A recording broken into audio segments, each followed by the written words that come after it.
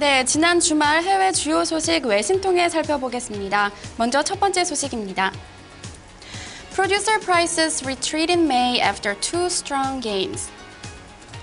미국의 생산자 물가지수가 예상 밖의 하락세를 나타냈습니다. 미국 내 인플레이션 압력이 여전히 낮은 것으로 풀이되는데요. 이 소식 마켓워치 보도입니다.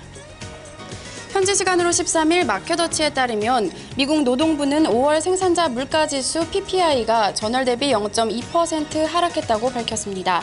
이는 마켓워치 전문가 예상지였던 0.1% 상승을 밑도는 것으로 4월 수치였던 0.6% 상승과 5월 0.5% 상승에서 크게 위축된 것입니다.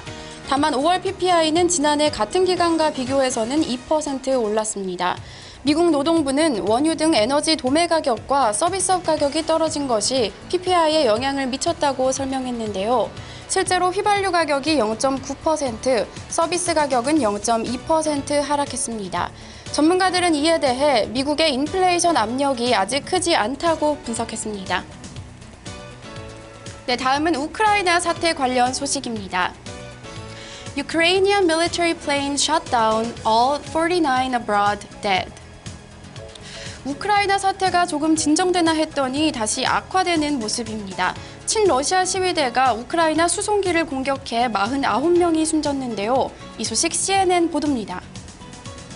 현지 시간으로 14일 CNN에 따르면 이날 오전 1시쯤 우크라이나 동부 루간스크에서 정부군 소속 수송기가 착륙 과정에서 친러시아 민병대의 휴대용 로켓포 공격을 받아 탑승자 전원이 사망했습니다.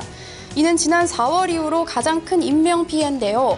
페트로 포로셴코 우크라이나 대통령은 14일을 애도의 날로 선포하고 공격에 가담한 세력은 반드시 대가를 치르게 될 것이라고 말했습니다. 또한 프랑스와 올랑드 프랑스 대통령과 전화 통화를 해 유럽연합의 추가 제재를 부탁하기도 했는데요. 한편 흥분한 우크라이나 시민들은 이번 사건의 배후에 러시아가 있다며 15일 수도 키예프의 러시아 대사관에 모여 벽돌과 달걀을 던지며 시위를 벌이는 등 갈등이 악화되고 있습니다. 네, 마지막은 유로존 관련 소식입니다. Eurozone trade surplus widens in April. 유로존의 지난 4월 무역 수지 흑자 폭이 크게 늘어났습니다. 수입이 줄어들었기 때문인데요. 이 소식 비즈니스 스펙테이터 보도입니다. 현지 시간으로 13일 비즈니스 스펙테이터에 따르면 유로스타트는 유로존의 4월 무역 흑자 규모가 157억 유로를 기록했다고 발표했습니다. 이는 140억 유로를 기록했던 지난해 같은 기간보다 12.1% 증가한 것인데요. 3월 무역 흑자 규모는 당초 171억 유로에서 167억 유로로 하향 조정됐습니다. 수입이 전년 대비 3% 감소한 데 비해 수출은 1% 감소에 그쳐 4월 무역 수지 흑자를 예상보다 개선시킨 것으로 분석됩니다. 특히 우크라이나 사태로 인해 유럽연합의 1분기 대러시아 수출은 전년 대비 12% 감소했고 러시아로부터 수입도 9% 감소했는데요.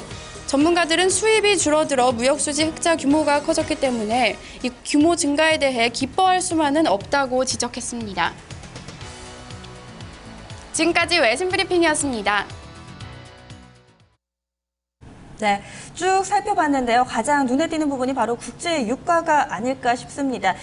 우크라이나가 아니죠. 이라크죠. 네. 이라크 문제로 인해서 이 국제 유가가 굉장히 큰 폭으로 상승을 했고요. 이렇게 되면은 120달러까지 좀 치솟을 수 있다라는 전망이 나왔습니다. 지난주 후반에 국내 증시에서도 오랜만에 SK 이노베이션을 비롯한 정유주들이 강세 흐름을 나타내는 만큼 오늘도 그 영향력 점검이 필요해 보입니다. 그렇습니다. 사실 이라크가 이제 하루에 330만 배럴의 원유를 생산하고 있습니다.